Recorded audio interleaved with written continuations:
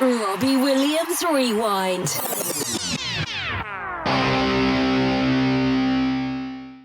Welcome to Robbie Williams Rewind. We are the champions. I'm Matt. And I'm Lucy. And along with help from special guests, we take you on an in-depth rewind through the solo career of multi-award-winning singer, songwriter and entertainer Robbie Williams. Today, we're thrilled to be welcoming back one of our previous special guests to the show, alongside a brand new one. Welcome back, Richard Scott, and hello to his good friend, Scott Ralph. Thanks for joining us. Hello. Hi, guys. You all right? Thanks for welcoming us to your studio. Well, it feels a lot smaller with walls in it, but yeah. So back in August 2022, we chatted to Rich and his two brothers, Kelvin Andrews and Danny Spencer, alongside Scott, their Rob Stokie songwriting team that you'll have heard him talk about lots over the years. Rich, you did say that you'd be up for a sequel episode on the podcast, so here we are. Yeah, I'm number 3 that follows this. Oh, and 3. Yeah, okay, we're ready for 3. So before we get into the songs you two have written together with Rob, let's rewind back to your beginnings in music, Scott. We know your brother is renowned music producer and songwriter Mark Ralph, who's worked with Years and Years, Clean Bandit, Rudimental, and tons of other big artists. Like Kelvin, Danny and Rich, did you grow up in a musical family too? Yeah, I did. It was largely down to my dad's enthusiasm for music, really. My dad's an artist and he's also a musician. And when we were younger, he was in bands and we would get to see the bands playing, and he would just really encourage us to. I think I started playing guitar when I was about 6. Right. And Mark had already been playing for a couple of years. So I was watching Mark and watching my dad, and my sister played as well. My mum played a little bit, but it was very much driven, by my dad. So yeah, there was, and we didn't have a TV. Oh my goodness. Which is quite a big deal. Yeah. It went wrong. And my dad threw it away, and we didn't have another one till I was about 13 or 14. Wow. By which time I was the odd one out at school for not knowing what, the Dukes of Hazzard was or anything like that. That's how old I am. And I'm older. Yeah. Yeah.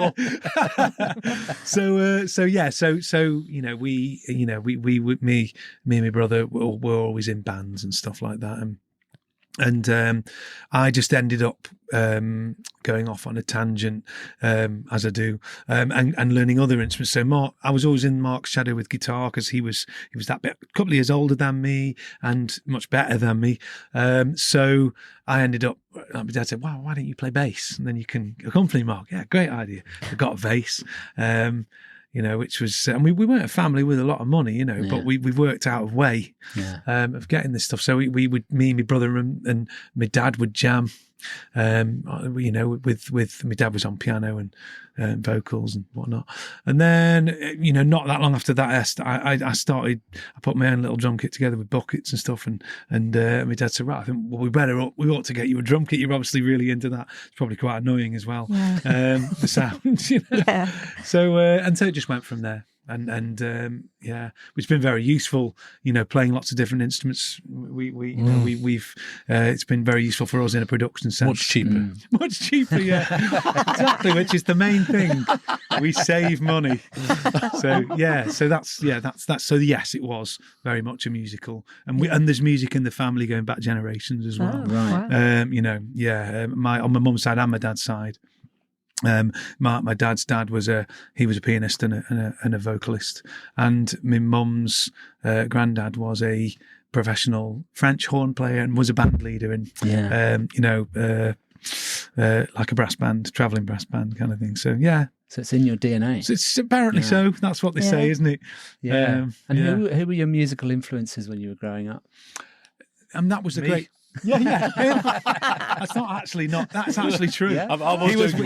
He was quite a big one, actually. Rich was, but big enough. But but before then, my dad's taste was so eclectic. So we would literally be listening to everything from John Williams, to Black Sabbath, and everything in between. So. The Beatles, obviously, Hendrix, the Police, but then also, honestly, there was sort of no boundaries to what we would be listening to, and so I think that was really good. That was a great thing of growing up in our house, was that there was always something interesting, something new and interesting going on. It wasn't just I'm just into this kind of music and that's what we listen to. So a hugely eclectic, really. Yeah. So how many instruments can you play now? Right. I thought it was going to be a sort of an hour and a half, because otherwise, if he's going to list them all, but rattle a few off, because thing is, when you say play as well, there's some which I'm more, I've kind of, you're absolutely proficient on. And then there's others which I'm less proficient on, but I really enjoy. I don't fear picking up an instrument. I think the reason a lot of people don't play lots of instruments is because they just sort of feel like they can't, and I can't pick that up. And but I've never sort of feared that. I've always enjoyed just going, right, certain instruments appeal to me, so I'll pick them up and have a go. But it goes everything. The exception being the communal nose flute. You don't like. Correct. I hate the communal nose flute. So drums, bass, guitar, piano, bit piano, vocals, do Latin percussion stuff, and then throughout the years of working with Rich, the brass instruments have just literally like multiplied like germs. So it started off with the trumpet, right? Quite many years ago, and then when we got into doing all the swing sort of stuff, we said, it's a little bit limiting trying to do a big band brass thing with the trumpet. That's what we had. The trumpet. So we moved on to like trombones, French horns, double B flat tuba, baritone horn, tenor horn, flugelhorn, flute. Yeah, we've done some flute stuff, and I've even done cello on some records. Right. Perhaps not. Have I ever done it with our project? We did some violin on the original version of Morning Sun. Remember? Yes. And it was.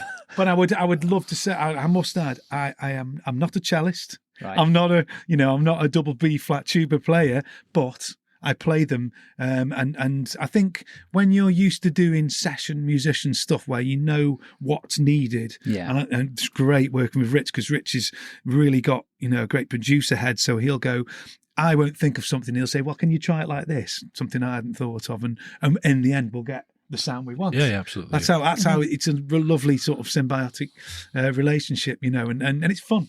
Yeah, absolutely. We love it, Yeah. And of course, this is a Robbie Williams podcast. Yes. And Rob's nickname at one point for Scott was, where's Prince? Where's Prince? Yeah. Oh, dear. So there you go.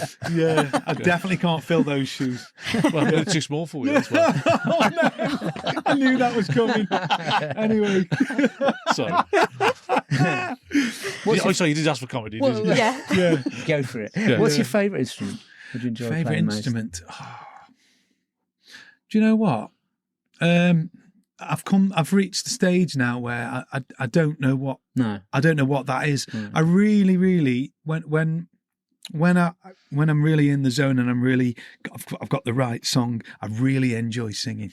I find that to be just the greatest expression, just singing. But drums was definitely, you could class as being my first instrument for many years. Yeah. I taught drums, I did a lot of session drums, and that was the thing from about the age of about 10 that I just focused on big time. Yeah. But I played the others because I was songwriting as well and doing all that stuff. But drums was a really big thing. But over the years, it's just become blurred. It really has. I can't, every time I pick up any instrument, I just really enjoy it. Yeah.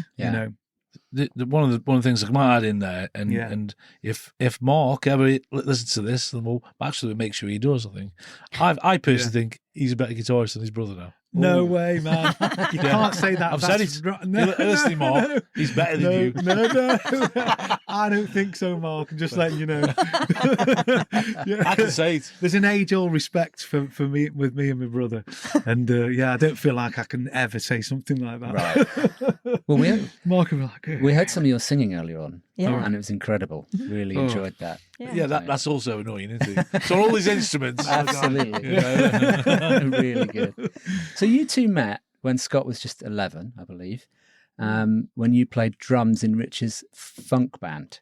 So tell us about that. How long did you play together in that band? Tell us about that time. Well, we was a little bit older than that. Otherwise, it makes you sound a bit dodgy. No, I think you were a bit older. You're a little bit older than that, right? Yeah, but a little bit older, but not. He was still a boy. He was you were at school still, technically. Yeah, But we crazy, isn't it? I think it started off with you on the periphery of it, weren't you? Because there was another drummer. I was, and that was your main instrument, as you've already explained. Yeah, and he actually taught me drums as well for a bit. Yeah. He's a great drummer. Yeah. And then did you come in as percussion later, then do drums, or did you do drums and then progress to percussion? Started with percussion. Yeah.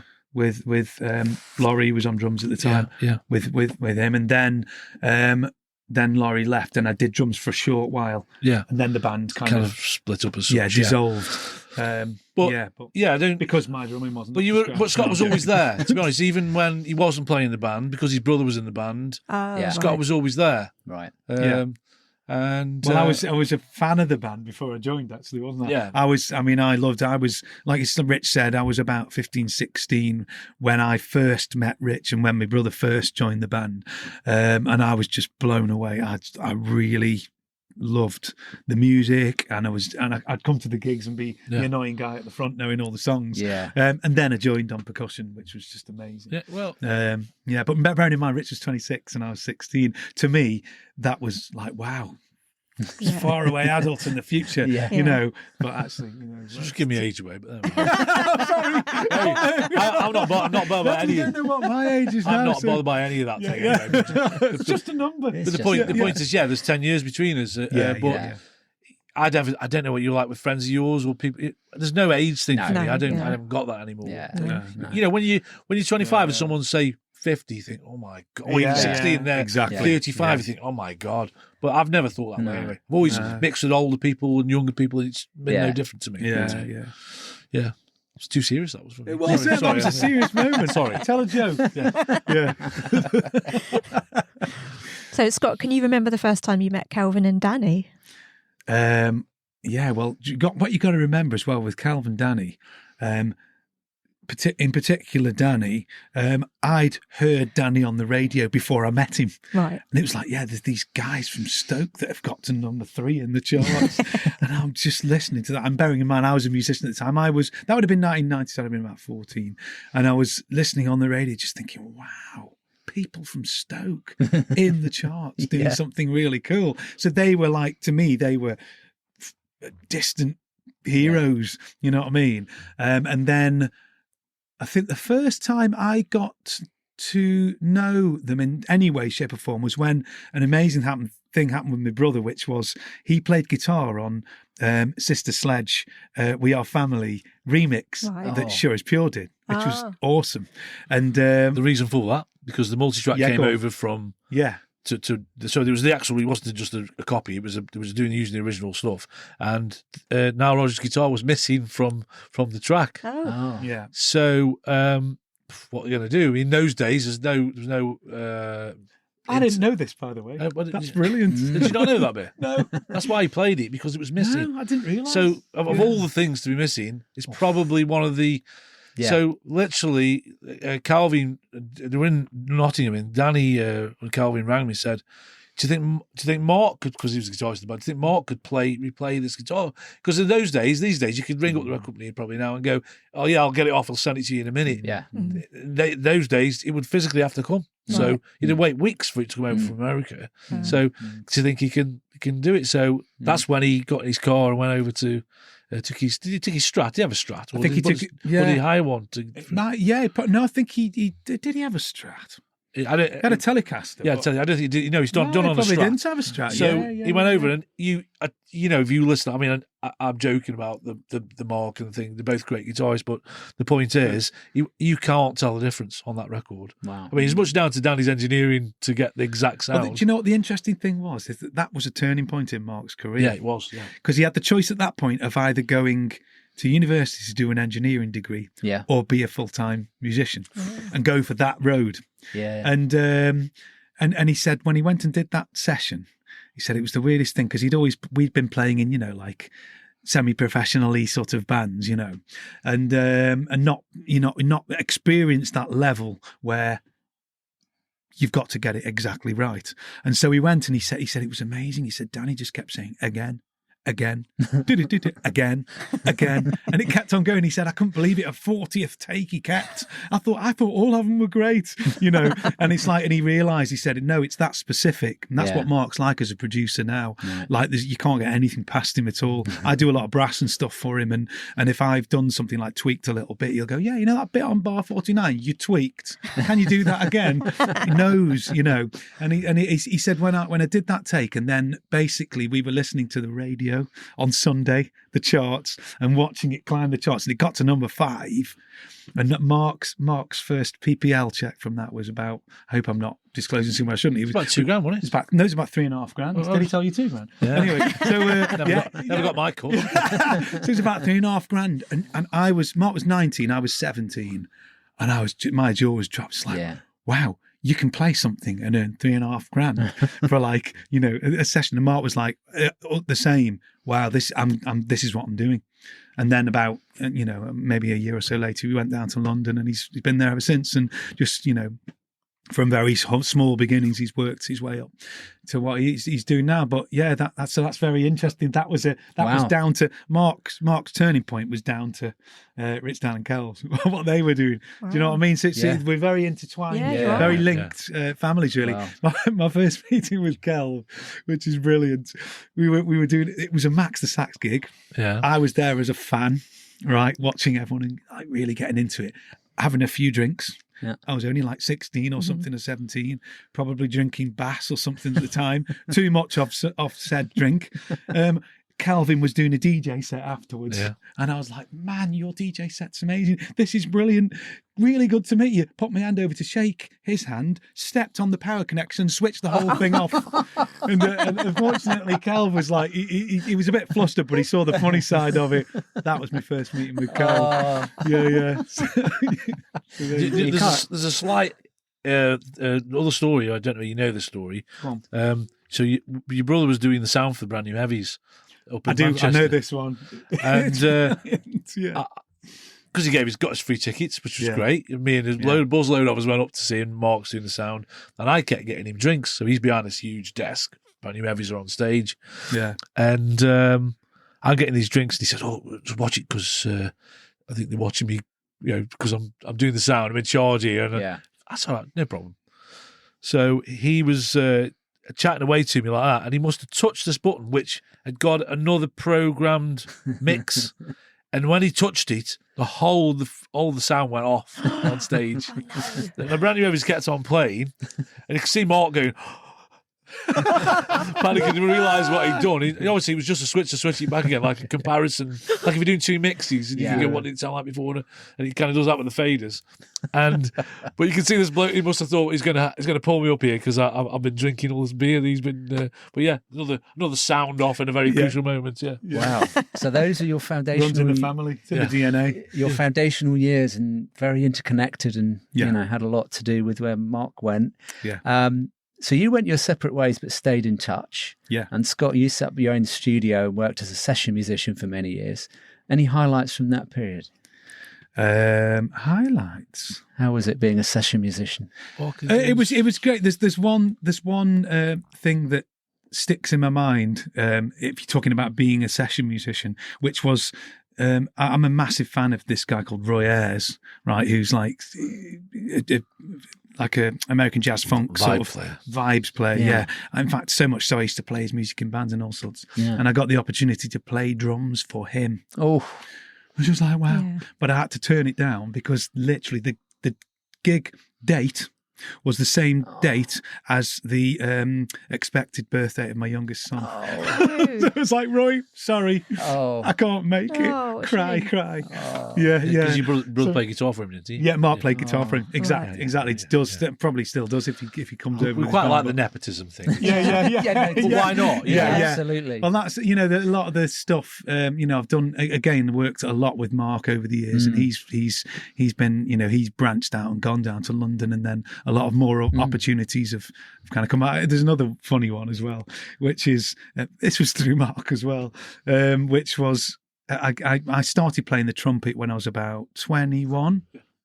So I played the trumpet when I was 21, and no sooner had I started playing it that Mark said, "Oh, Scott, you play trumpet? Great." He said, "I've been asked." To 2 seconds. You know, Mark's quite his cool reputation's going out the window, right? Oh yeah, it's out the window. I'm quite happy to assist in that process. So basically, so he said, "Great. I'm doing the music for the last Blind Date series. Do you fancy doing the trumpet on it?" I was like, "Yes, get in." So I went down, and the same trumpet I'm playing now was on the last Blind. It was me on the last Blind Date series. So that's another funny. I like that one. But yeah, so That's a good claim to fame. it's not the coolest claim to fame, but yeah. And on that note, full circle, we went round to Silla's house. Full circle, because we were going to do a track with her just quickly, and I thought it was a weird little circle of things of all the people we could have. Absolutely. Well, she died shortly after that. Literally, it was a couple of weeks before she died, wasn't it? Oh, God. And we were going to do one of the songs. Getting a reputation for killing people off with it. Well, I've heard Blind Date's coming back, so maybe they'll ask you back to do. Or maybe they knock at my door. I'll be ready with the same trumpet. Yeah. So what brought you two back together, and why did it take 20 years, apparently? So we'll bring Mark up briefly again. He was having a sort of Facebook reunion at the time. So he's back up from London, and he sort of let it out there. I think he might have rang me and said, "Are you coming out for a beer? Because I'm coming up." And so, yeah, fine. I think Marie was going to come out. She was a bit ill. So she didn't, it wasn't an excuse. She genuinely was ill. So anyway, so off, I toddled to Newcastle, Newcastle under Lyme, that is, not on time. And there's a lot of people there, so it wasn't really going to talk to Mark much. And then there's a guy standing there, obviously I know who it was. So we just started chatting. We ended up having our own kind of conversation, our own reunion, for want of a better expression. I started talking about the fact that, I'd been doing some stuff with Robbie Williams.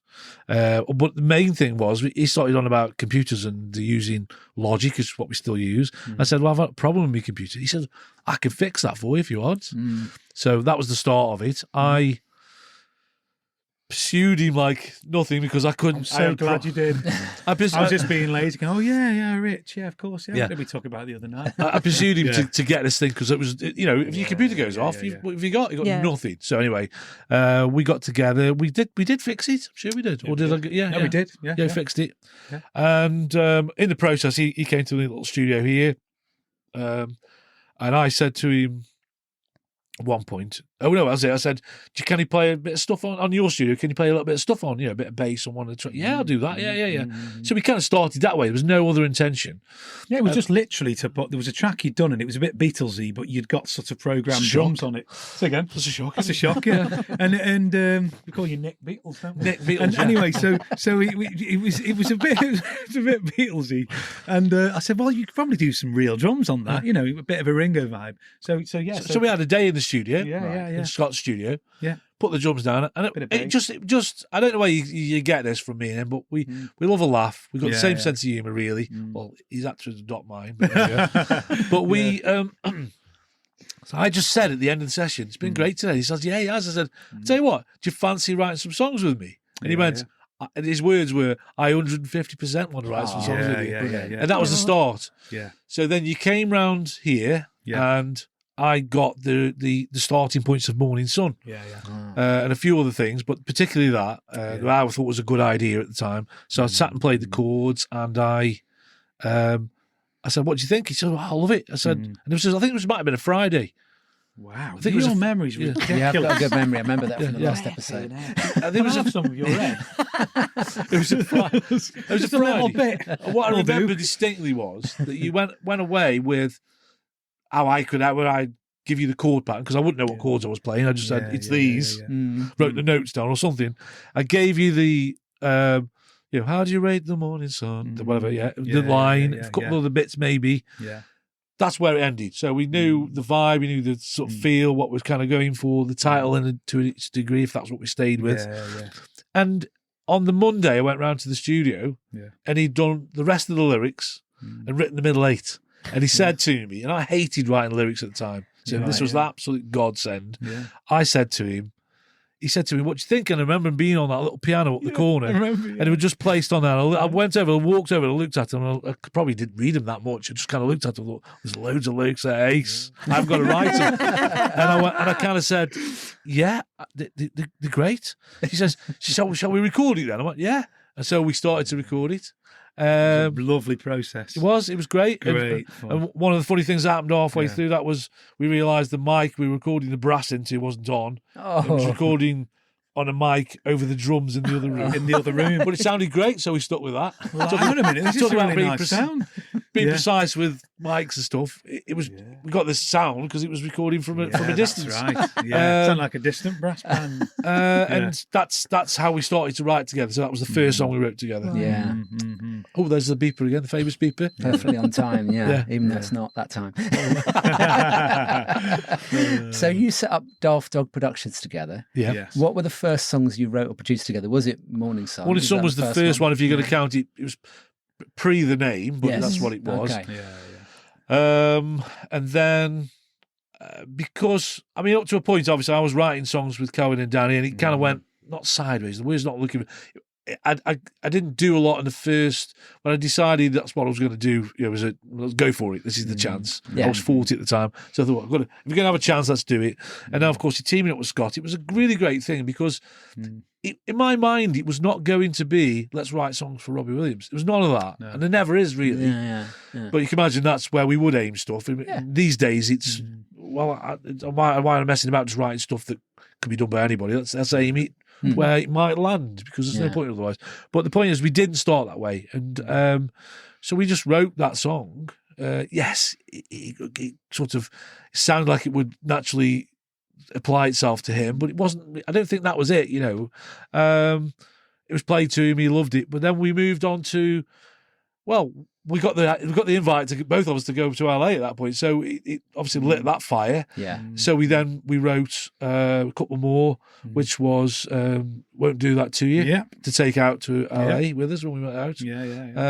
Because once we got the nod, you were away on holiday, and I rang you and said, you when you come back, the one song we've done so far.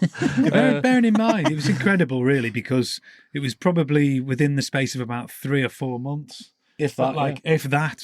We've done that, and then within. Does that take that tribute band? Yeah, sorry. and we, and then next minute it's like, right, you're going out to Rob's house, and you're going to go right with him, and it was towards that. But to me, that was just like. I bet. It'd been 2 years since I'd been there. It's hard to imagine. It was absolutely insane. It was such a privilege, and it was unbelievable. Still, it always is. But, always is, yeah. So it was 2 years since I'd been there. Right. Yes. So I was quite happy that we got the invite to go back. Which, if you haven't heard about that, on our last episode, Rich tells the story, many stories about visiting Rob. So go back to that episode. Yeah. Sorry, Rich. No, that's okay. Plugging your last episode. But we arrived there, and there was a party going on up the road, wasn't there? Yeah. So we immediately dumped the suitcases, ripped up there, and Rob said to us, "How you doing, lads?" It was all normal to us, wasn't it? Yeah, it was normal. Yeah. It's not normal. It's not normal, and I don't mean that in any other weird, not in a weird way. We're from Stoke, and we're working class people, and it's not that environment, of course. Yeah. Not that there's any problem with that, Yeah. But we were suddenly faced with Rob saying, "What's going on, lads? What's happening?" And then he's saying we're going on a trip to. It was a kind of strange period, but I thought what was fantastic was he brings the best out in me. I hope I do the same for him, and I think that Rob recognised that as well. Yeah. That was a really pivotal. It was weird. You can't write these scripts. I think it'd be interesting to see. Well, I always think that great music often comes from combinations. Lennon and McCartney, Bernie Taupin and Elton John. There's usually two people's complementary things. That basically, if you work together properly and all push in the same direction and have a laugh along the way. great things happen, Yeah. you know, and it's certainly that was the case with us and still is, you know. It's And to be fair, just to briefly answer your question, because I know you asked the question and I went off on a tangent as usual. You know, we then obviously did concentrate on writing stuff for Rob. Yeah. You know, it's very difficult to push into other arenas. People are very protective of their artists, and it's hard. So I think for me, a long time ago, I realised, well, we've got a huge opportunity. Why think about anything else? You know, why worry about I should be writing with somebody else or be more successful? So, in effect, it kind of made its own direction. For me personally, I'm not saying that's for everybody. yeah, absolutely. Yeah. So we did work with Lana Del Rey. I think I played that track earlier. Yeah. We worked with Beverly Knight. We worked with I'm trying to think who else. Joe McElderry, Alvin Stardust, various people, Engelbert, lots of people. But, you know, none of them as, well, Engelbert in his day, but none of them as big as Robbie Williams. And certainly, I've said it, I'll say it again, I love the bloke. I think it isn't about him doing our music. It's nothing to do with that. It's just, I wouldn't want to be in a caustic, you know, in a situation. It's just a joy to do that. So again, why would I subject myself to problem situations where I'm trying to hawk myself into a situation I don't really want to be in? So I'd rather just do that. It's easy. It's like an easy chair, isn't it? Really? So, Scott, what was it like the first time you turned up at Rob's house? How did that feel? Oh, man. I still think about that sometimes, that moment. It was just, I mean, you know, obviously to Rob, he's been in that life since he was 15, 16 in terms of, you know, the pop story sort of life. You know, for me to walk into a house that's down a private drive in Beverly Hills was get out of a limo, you know, was just, it was like a bizarre dream. Yeah. And then Robbie Williams come to that. So, you know, obviously I learned very quickly, you don't call him Robbie. No, it's Rob. Yeah. He told you that on the spot. Yeah. And I was like, I thought I was going to be sent home. You know, and, you know, and it was to see this guy who had just followed his career on TV. And it was absolutely surreal. It really was, but in a brilliant way, you know, because I knew that we were there to do the thing that I'd worked all my life to do. Do you know what I mean? Which is music and songwriting. And to me, when you know, I wasn't planted into something that was alien to me. It was like, we're here, we're going to write music, you know. Nervous about it, of course, because it's level-wise, you know, you're pushing right up there. But it was just. But to be fair, fantastic. And I don't want to. I just want to add to that at the end that you're there because of what you've already done. Absolutely. If you've created something, he's gone. Okay, these guys have done. You know, I didn't realise that. Right. You know, so you're there on your own merits. Yes. Of course. How long you can prolong that for is another. Yeah. But it was, incredible. And he was so welcoming and just made us feel really at home, you know, so it was brilliant. Yeah, really good. It takes a piss out of me a lot. And me. Oh, right. Well, It's a term of endearment, isn't it? Sorry? It's a term of endearment. Yeah. Oh, absolutely. I don't take it any other way. Banter. I don't take it any other way. It's just, no, it's brilliant. I'm just mindful of what I might do next. They might just pick up on and go. We had the few ones. You were at the Brits. You had he was like, oh, got Scott. It made me feel about that bit, but in a funny way, you know. The thing with it is, I think he's a bit like a stand-up comedian. He's very quick-witted. There's no point trying to, He's not as good as me, man. Of course not. He does notice the smallest details, though. I remember when we've met him, I think it was in Vegas, I had some new white trainers on. And immediately he was like, new white pumps there, Matt. And I was like, absolutely. Well, I'm glad it's not just anywhere me. else. Yeah. Oh, I like your shirt. Where do you get your shirt from? You know, he just noticed these little details. Well, totally. Well, Christmas 2008, I'd been shopping, went down to the local shopping centre, was Fashion Square at the time. In LA, and I bought some jeans because I thought, well, in America the jeans are cheap. I'll buy. Got your Christmas jeans on, have you? Thanks a lot. Yeah.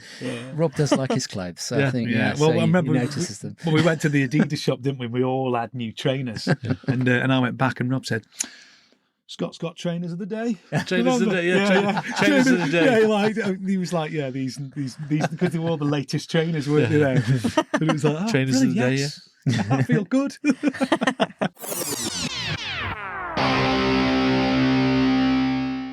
Hi, I'm Robbie Williams, and you're listening to Robbie Williams Rewind with the Champions. So, Scott, were you a fan of Rob and his music before you started working with him? Do you know what? I didn't really I've never really particularly been a fan. Yeah. Apart from one or two. I was a bit of a fan of Stevie Wonder for quite a long time. I was a fan of Jimi Hendrix. Right. Apart from that, okay. I didn't really have, because I was always deep into the music side of things from the other side of it. I didn't sort of get into sort of fandom particularly. Yeah. But I do remember hearing Angels. I'd never particularly noticed too much of one gone, and then I heard Angels and thought, that's really good.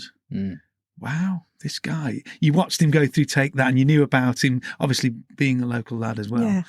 And then I thought, wow. And then Rock DJ came out. I thought, that's really good, you know. And then my ears started pricking up, and it was like, wow, this guy's. And then you just watch his career. Then you see the My Way and all that stuff in there, and it was just like flipping. And then you suddenly start taking notice. And I wouldn't describe myself as a fan, but I was definitely hugely interested in what he was doing and admired it. You know, I thought he just crossed a bridge, hadn't he, to where from Take That into his solo career, and it really, really worked. Well, I think we're both fans of the man. Oh, yes. 100%. But that's a privilege. 100%. Yeah. I understand. So obviously you met him knowing that you were going to be writing with him. Did you feel kind of pressure because of that? Was it just very natural? Gosh, how did you feel? I felt nervous. I did feel nervous about the prospect of. I really wanted to do it, full of ideas, full of energy and enthusiasm as we were. But the actual thing of, right, let's sit down and write a track with this huge star. Yeah. Do you know what I mean? Yeah. Where the likes of Guy Chambers and people like that were in that same seat. You know, it was like, wow. That's quite daunting. Do you know what I mean? Yeah. That's a big. Would you agree? Yeah, a little. We were prepared, as we ever did whenever we went to LA. Yeah, totally. Just a quick one before the night or the week before we were going. We knew we were going, and the week before, my computer again went. Yeah. My computer went. Yeah, just We started to write. Won't do that to you. Yeah. It went, and we got. I can't remember all the details, which is unusual for me. But we hadn't got a computer. We couldn't do it, and we're trying to. It was the night before, so there's a guy named Mick. I won't say what you call him otherwise, but Mick, as in he's got another nickname. Mick Jones. Yeah. Dancing Mick, we call him. He got an Apple with Logic on it, so he came round to the house the night before we were going, and we were basically bunking down. Won't do that to you. On this. Yeah. Otherwise, we wouldn't have been able to take it with us. We were trying to take these tracks out with us, the ideas we got so far. And if it wasn't for him, we wouldn't have had that. But we were kind of prepared. So the other plus was pressure in one respect because of where you're going and what you expected to perhaps do. But we did take stuff with us to be able to soften that a little bit. We'll wait till like week 2 when we've got to write something brand new. But by that time, you've settled in a little bit and it was a bit easier. Right, yeah. So Morning Sun, was that the first song that you played to him when you got to LA?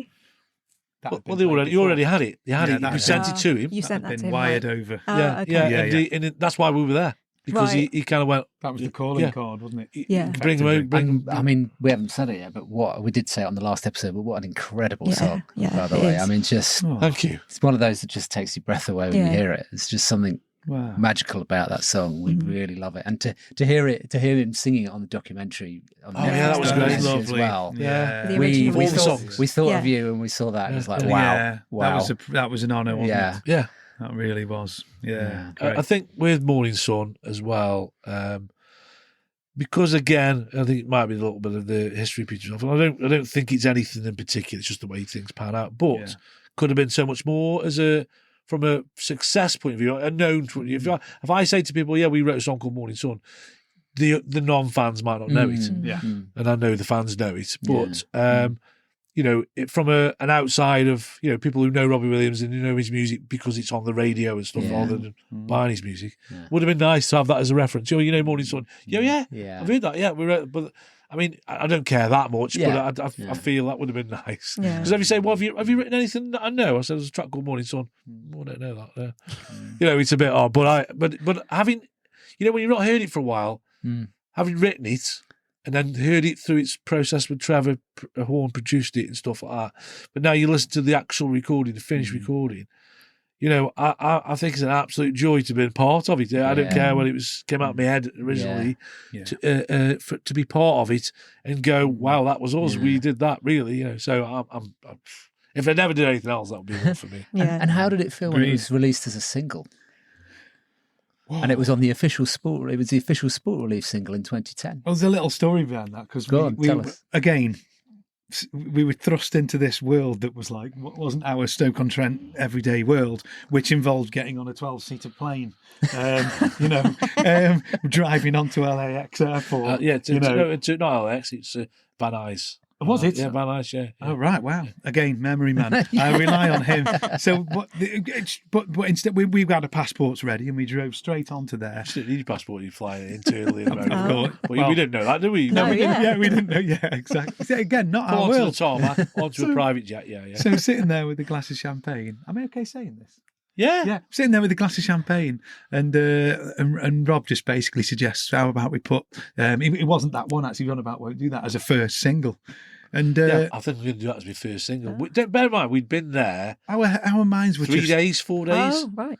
We were going, right, okay. My head had exploded. Yeah. It was just but you've got to sit there with a glass of champagne on this plane. And he turned around to me and says, "You've changed, you have."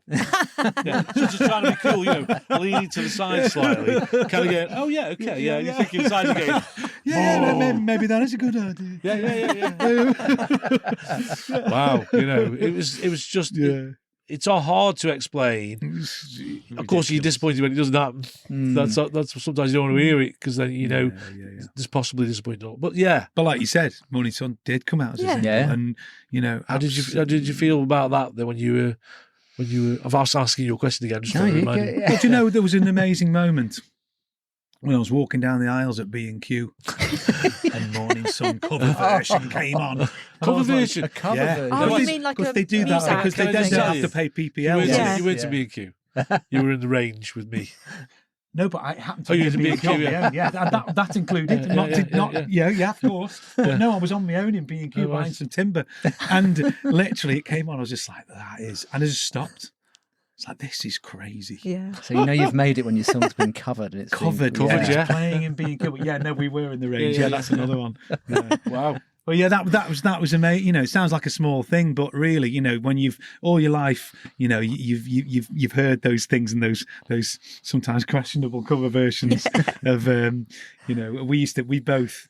Oh no, you didn't work at Shoe City, did you? No. When I was about 16, I worked at a place called Shoe City, which was... I worked next door at Copyright. You were next door at Copyright, yeah. And he probably had similar songs, and we used to call these songs Shoe City Classics, because it was somebody doing a terrible cover of like Prince or something like that. And you're like, oh, do I have to listen to this again? It would just be on a continual loop. Yeah. I remember that from working in a supermarket in my early years. Yeah. But I was so proud to actually have one of my, our intellectual property being exploited in such a way. Was kind of good. So I worked at Copyright, as I've just said, and you were virtually next door, was it? Maybe one shop between. Yeah. So at the back of the shop is where I got that. See what that table's made out of there? That's an old telly stand that someone brought back to Apollo. And I thought, I like that. And I made a table out of it. And the thing you're sitting on is a seat from Shoe City. from the same place. So that's still the thing you're sitting on is from Shoe City. I probably sat on that in Shoe City, listening to Shoe City classics. How brilliant. Having your feet measured. Yeah, exactly. Well, measuring someone else's feet. Yeah. It is comfy. It's very nice. Yeah. So random. I love it. Yeah. A song we discussed last time when we were together was Decepticon, which I absolutely love. Yeah. You all wrote it together while you were searching for UFOs at Trout Lake. Scott, what are your memories of that time looking for UFOs and writing music? Oh, man. The guys have already told us a few stories, but I'd love to hear your perspective. So do you remember I said there was surreal when we first got out of the limo? This was next level surreal. Can you just not skip the bit out about getting off the plane and the bloke standing with black suits on and the umbrellas on the rainy runway with the black coat, like the CIA was. That was a weird thing. And they're like, whoa, what's going on here? And they drove us off on like a convoy off to the airport. It's hard to explain that bit, but you carry on because obviously that was when we landed in Portland, Oregon. Oregon. Sounds like a scene from Men in Black. It was like a scene exactly what it looked like. And Whiskey, I'm like, sir. Like, wasn't it? It was like, what? And so we go to this place which was insanely beautiful, wasn't it? Like Close Encounters mountain. Wildly beautiful. White rivers and all that sort of, whitewater rivers. And it was just incredible. Completely different from Beverly Hills, about as different as you could get, in every other aspect. But it was lovely because we got the chance to just, you had so much time in a day, so we wrote there and we recorded there, didn't we? And had the DGMs every day. We had daily general meetings to keep each other centralised, because it was so surreal. So we just not only the first part, the Robbie Williams connection, if you like, and then being in the middle of nowhere, looking for UFOs. There was no internet. Yeah, your brain went slightly. Is this happening? So we used to go off into the middle of a field and just chat, so we couldn't be overheard. We could say what we thought. Just being all right. Hey, up, duck, to reassure each other. Well, he was doing more assuring for me because there's other pressures. But the point, there was. It was without him there, I think I'd have gone absolutely crazy. It was nothing to do with Rob. No. Rob was to do with this. Just so surreal. It must have been for you as well, because totally. It was, in an incredible way. But it was just like, wow, really, really surreal in every aspect. But that was where we did write Decepticon, and that was a lovely process, wasn't it? With in that sort of like almost like an aircraft hangar sort of place, wasn't it? Like talk about the Scouts, you mentioned it. But it was like a village hall with bunting hanging up and a stage at one end. A bit of a stage and a ping pong table and a table tennis, if you're posh, table, and was a pool table as well. Yeah, there was like a youth club. Yes, there was. Yeah, in the middle of nowhere, and at night you could hear, I assume, wolves howling. Yeah, outside toilets, homemade buildings. Yeah, painted bright pink in the inside. Yeah. And they were all, there's like 4 of us in one room at one. Was me, Kelvin and Danny. Me, you, Kelvin, Dan. So 2 bunk beds. Yeah. We were on the bunk beds. Yeah. And Kelvin and Danny were in the bed. Yeah, waking up and just seeing Danny and his kegs. Thinking, is this happening? These are what we're saying about elements that, I know with my brothers, and you kind of, but you get to a certain age, you don't really want to see your brother in his pants, do you? If you'd have told me when I was 14, see that guy on the radio there, you're going to be lying in a bunk bed, staring at him and his kegs in Trout Lake. And I said, go away. So that's nonsense. That story where we walked down to the town to try and get a drink, relieve the pressure again of being in a strange place, not any other kind of pressure.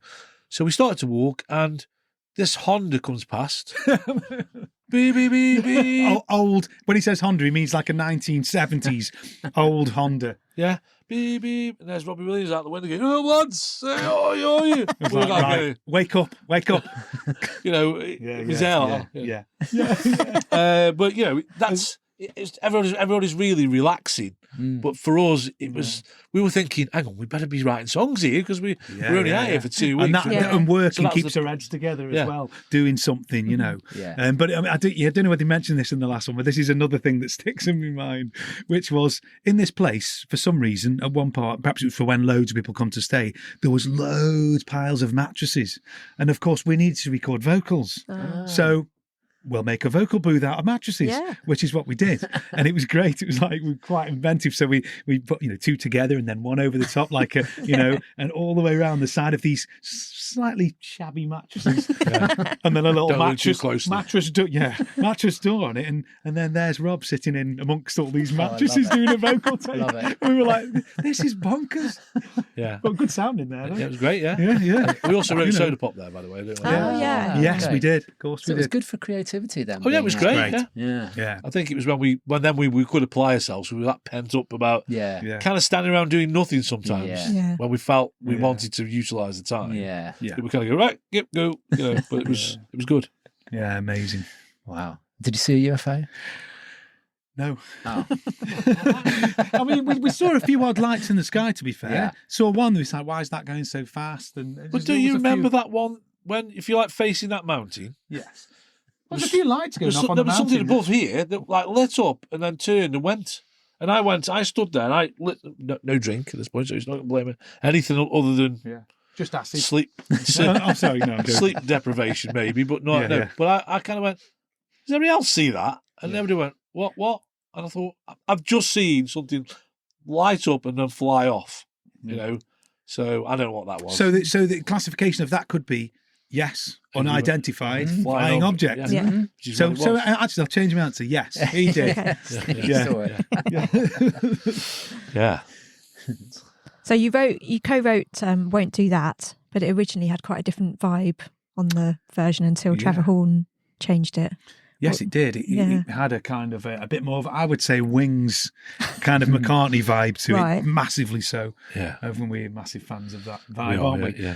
yeah. And then, Trevor Horn just took it in his direction and made it a little bit more, I would say, slightly more Northern Soul kind of vibe to it. But I think he straightened it up, and I think when we wrote it, I think you almost want the push and pull with the kind of you want that kind of I don't know it's push and pull. I think Pushing of the stabs and stuff and all that. And kind of whereas it was very straight, like you know, what I mean, it was kind of just doing that, and I felt. Well, we use an expression called demo head, which is, of course, if you write it and you do it, and you're so used to hearing. It's very hard to take in something else, even though. But I think I'm still of the same opinion today. So I do believe something that was harking to the original feel would have been better for me now. I could have, I've often changed my mind and gone, well, actually, no, we just listened to You Got Old, and I like what we did. It's the song's the same, really, nothing else. But the production and the arrangement of the new version was mind blowing. So Yeah, exactly. So you attended the BRITS in 2010 with Rob when he got his Outstanding Contribution to Music Award and sung a medley of his hits, including some from Reality Killed the Video Star. How exciting was that? Oh, man. Well, the weirdest thing was, right, we would class each other as Mr. and Mr. Nobody, as in relation to the people that were there, of course, and we're walking through and like we're heading for table 1. Mm-hmm. Like Liam Gallagher's on table 7, going, and can you imagine how weird we were feeling at this point? We walked down the black. We were late, but we walked down the red carpet with Girls Aloud. They were late as well. We all walked in. And I don't know where Lady they went, Gaga, but we went to table 1. Phil Collins, and we're like, table 1. Sorry, lads, where are you going? Oh, right, okay. Yeah. But it was bonkers, wasn't it? It was bonkers, and then we, of course, absolutely bonkers. I think what was quite funny, you nervously drink. And I'm going to accuse you of that, boy, because I'm a better drinker. Guilty as charged, and that's not a criticism. I did. You're sitting there, you're thinking. The problem is there's a cocktail of drinks there as well. There's champagne. There's everything you can think of. So you just go, quick, have another drink. Oh, you're right, yeah. 10 minutes, you're just doing that, aren't you? Yeah, I think you had to stop me from breakdancing on glass afterwards, didn't you? At the after party, the after party. Stop, there's glass on the floor. Because serious. Andy Serkis was at Rob's after party. Oh, yeah. And he's that drunk. He's going, it's Gollum. Yeah. Gollum's here. We're dancing with Gollum. This is great. And we were dancing with Gollum. Oh, that's brilliant. Which was amazing. And then you were hugging Trevor Horn, going, I love you, I man. love you. Yeah. So it was, and then someone was getting drugs. I'm a professional drinker, I was a little bit. It's It's a nervous situation to be in. You can understand if you're not. It was an amazing time. It was amazing. Then hearing, to answer that question a little bit, hearing Morning Sun being played in that situation. Oh man. Well, you could be at that moment you could be blamed not for getting carried away with yourself. Oh, absolutely. But at the same time, it's just an amazing thing. Mm-hmm. It's just to be honest, all that stuff now just feels like a dream. Feels Yes, like, it feels does. like we dreamt it. Yeah. It's dead strange, isn't it? It is dead strange. I'm just had a deja vu when you did that, but carry on. Yeah, dead strange. But so I agree with Rich. So grateful for everything that's gone on and everyone that facilitated it. You know, of course, including and most of all Rob himself. Yeah. Do you know what I mean? He's just been so gracious, hasn't he? And so sort of enabling and kind within it all. So. Brilliant. But genuinely, I don't. He's not doing us favours. No. I think he likes us. No. He might watch this and say that's wrong, but I think he likes us. Therefore, and I know in my heart he does. But at the same time, I know we've kind of said this in a way, but we're there on our own merits. Yes. And so as we do get bandied with the guys. Well, some people say, of course, we come from Stoke, or Rob comes from Stoke. I didn't know Rob before this happened, but people go, oh yes, mates, are you? Yeah, good. You know, well, we are now. We are now. Yeah. So absolutely, Rich, and that's important point really, which is that it was literally started with Morning Sun, didn't it? Yeah. Well, it was music that brought us together. Yeah. It was music when he first came to the gig. It was music that got us out to LA. It's music while we're sitting at the Brits. Yeah. So that was important. Cool. For the ego, anyway. Sorry. Yeah. So, Soda Pop, Rob has said that he's not actually really sure what it's about. Can you tell us what it's about? I would say, I don't know what's in his head, but I would say it's about bloody nothing. It's about. I mean, I remember you coming up with the line. I got massive hands. It's like, I mean, not that I've got a problem with that. If I don't mean it's, but I like stuff like that more now.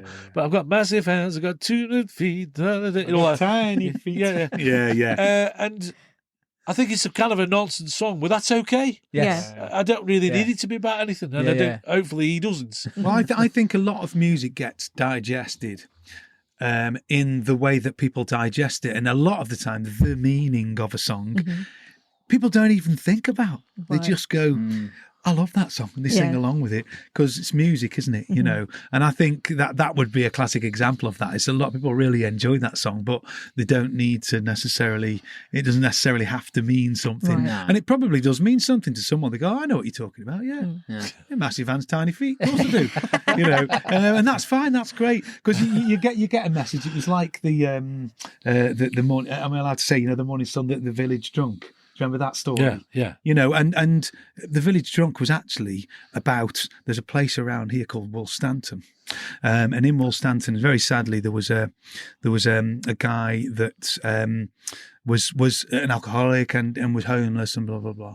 And so that was why the Village Drunk was included into that song. The Village Drunk sadly passed away. They found him outside the doctor's surgery, and it was a sad story. I never knew his name. I was intending to go and speak to him at some point, never got the chance because he died. Then the song came out.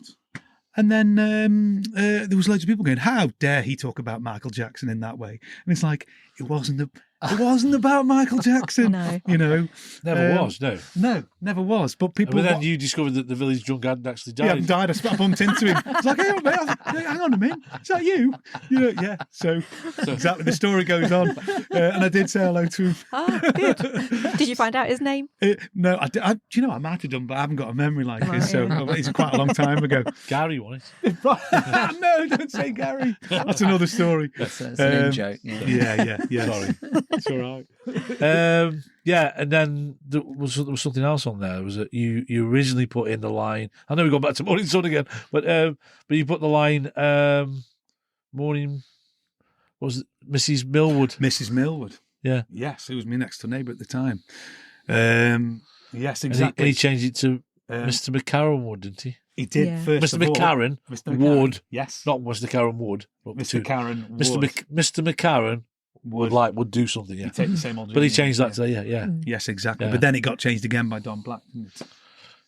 I don't know exactly. So after a while, you lose track of who's done what. But But it's funny that you write these things, as I say, that you write them and then you get changed. And that's, if you're going to be precious about it, which I will never am. Yeah. I'm not a yes man, as I said as well. But at the same time, it's about that they're the artists. They want to sing what they want to sing. Exactly. Yeah. It's like Bob Dylan, isn't it? Like there's so much mystery shrouded in his lyrics. Everyone goes, what was he talking about then? He's never told anyone, and possibly doesn't even remember or know. I mean, I'm just surmising there, but sorry, Bob.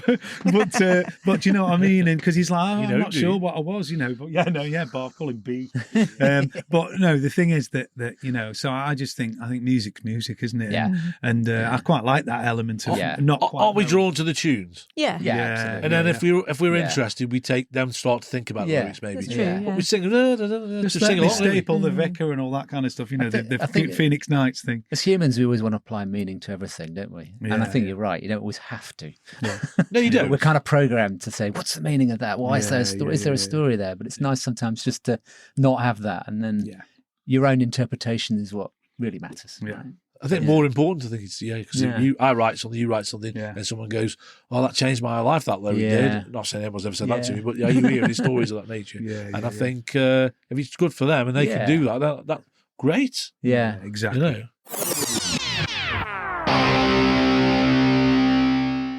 Hi, I'm Robbie Williams, and you're listening to Robbie Williams Rewind with the Champions. And so, moving on to Michael Bublé, he's sung a song that you've written. Soda Pop. Did you meet him?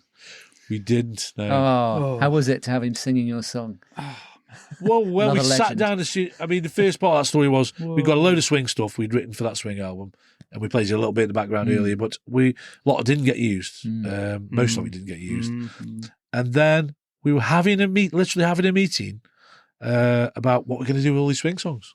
Well, we didn't know what we were going to do, but we're talking, and I got an email from Rob saying, I'm in the studio with, I've got Frank Sinatra's mic. I'm in Capitol Studios in LA. I've got Frank Sinatra's mic.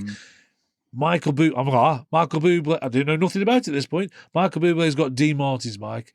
Soda Pop, #1 smash. And I'm like, we sat there and I went, listen, it was like mind blowing, to have him sing the song because, if you're going to write a swing song right now and said, I know Rob did it as well, but Michael Bublé is going to sing it, then you've made it. I know I'm saying you made it, but from an achievement point of view, Michael Bublé sang one of your songs. I don't have to think about it that way, actually, but it's true. We're finished. We don't need to. No, that's it. Yeah. Do you know my favourite moment of that was when we got the thing back from Capitol, the first recording of it back, and we heard him do that scat over it. It's just like, oh my word! So he'd apparently just done it in one take. Oh. And he's like, that is he's got one of those voices that sounds like it's tuned. But that's how he sounds. And the other thing is, just going back to the lyrics for a second, because obviously we had certain lyrics on the original. I don't know if I played you the original Soda Pop, but we've got it somewhere. And of course, the lyrics came back then. They're both singing, "We're on G6 jets." And I'm like, "What's a G6 jet? What does that mean?" I just have no idea. So I've no idea where they took the lyrics at that point. So again, it's probably a nonsense. It's just a flight of fancy, I suppose. Bit of fun. So other swing songs you've written with Rob include "On the Fence" and "Booty Call" for Under the Radar. Can you tell us about those? Yeah, "On the Fence" we wrote as a contributory thing to that album. So it kind of got, a lot of it got left for whatever, whether it was politics, whatever the reason these swing songs weren't used. But so that kind of hung around. The other one, "Booty Call," we went out to LA in 2015, and a little funny story that me and him were in bed together. Like Morecambe and Wise. It was literally like Morecambe and Wise. Ice cream, that's these old things. Do you know those old comedy things, like the Christmas special, the old, very old things, and someone would knock on the door, ring, like as it was someone's house. Yeah. So there's a knock on the door. Robbie Williams pops his head through the door. Rob pops his head through the door and says, "All right, lads, do you want to come write a swing song with us?" And we was lying in bed together, just woke up going, "Yeah, okay, then, right, okay." So anyway, we went into the studio and bonkers. and we just started to jam something. Yeah, that's right. Yeah, started singing a few things, started writing lyrics, and that's what "Booty Call" very was. organic vibe. We loved it at the time. We did some late nights trying to throw brass on it and make it sound quite good. And then what happened was he wanted to put it on one of the Under the Radar things. So I had to eke it up to make it sound as good as I could. Yeah. So it was kind of not re-recorded, but certainly pumped with whatever adrenaline and steroids we could find lying around this very small studio, because that's where it was done, really, mainly. Yeah. So that was written just as a session in LA. So Right. Check you out. yeah. Sessions in LA. I've got all big-headed, haven't I? So I've changed in the last 5 minutes. Changed you, have, Rich. A track that isn't talked about much, that isn't even available on streaming services anymore, is You Got Old. You mentioned it earlier on, sung with Johnny Wilkes. You wrote that together with Kelvin and Rob. Can you explain the origins of that song? Why isn't it available anymore? It's got hilarious lyrics. We love it. I'm really proud of the lyrics on that. I even said that to you the other day. There's a lot of me dad's humour in there. Things like, where she used to say to me, "Mum, are you wearing them teeth in for the dog?" He used to say that. She'd have a drink, and the joke was he said her teeth would go big. So she's so you say, "You're wearing them teeth in for the dog," and these things stick with you. So that ended up being the lyric. And the thing about wash your hair, you find it all in the sink. And I loved writing that. I'll tell you the beginnings of that, and this is going to be slightly not graphic, but I want you to not really have an imagination at this point. But the tune came to me sitting on the loo. Right, as a lot of tunes do, to be fair. And I just went to the studio that morning, and I said to Scott, I want to do something where it's kind of you do this, you do that, and you got old, and that's basically. And he's like, "Yeah, let's do it," and that's where it started. Right. Of course. We never, with that particular track, we were never in the same room as Rob when he did his changes to the track. So from the writing point of view, that's obviously his business, if whatever he wants to sing, as we've said before. Yeah. But he kept a lot of ours, which I was really chuffed about, because I was really proud of the lyrics. I thought it's proper comedy. Yeah. It makes me laugh, and I'll do it now. So that's I loved writing that song. I loved coming up with the idea. I loved us creating it, and I like the Johnny Wilkes and Rob version. Yeah. I think I got to the point really, he left some of the things out or changed some of the things. I thought, well, actually, that was quite funny. Could have kept that in, but it's. I love that song. I still love it. I love it. Yeah. Well, we enjoyed your version of it. Thank you very much. You played it just before the show, so thank you for that. And then, It's Christmas is another swing track you wrote with Kelvin and Rob. Was it Rob's idea to be Grinch-like? I'll answer this quick, and you can add what you're thinking after. Sorry. Go on, so again, excuse me. The idea was exactly what you hear. So obviously, a train of thought, which was, it's Christmas. It's like an anti-Christmas song in a way. But like you say, Grinch-like. I think on the original demo we maintained that Grinch-like thing right to the end. My final line in that song when I did the vocal was, we did the Salvation Army bit at the end, and it was like, "Hush falls on the it's Christmas." You've still kept that sort of vibe at the end of the song, but when we recorded it in LA with Rob, he kind of softened it and said it was a bit like, the bad things are gone. I don't want you to reach this conclusion yourself, but the bad things are gone. And it was like, but it's Christmas, so we accept it. It was nice. His version was nicer at the end. Yeah. He changed it to that. His vocal style was changed to that. Whereas I think we kept the Grinch thing going. What do you remember? Yeah, that's that. I fully agree. Yeah. Yes. You just tell me to shut up anytime. No, you know what I'm like if I start rattling. But I think that again, I love writing that. Written in, I would say 2011. We wrote that, and then of course it never saw the light of day until he mentioned about doing a Christmas album in. Well, it came out. It came out 2019, but it was 2017 when he said, "So we do something." So 2018, I embarked on trying to write some more stuff. Right. Sorry, you're all right. Yeah. You're not really Grinches, are you? You're not Grinches at Christmas, or no, not at all. Not really. No.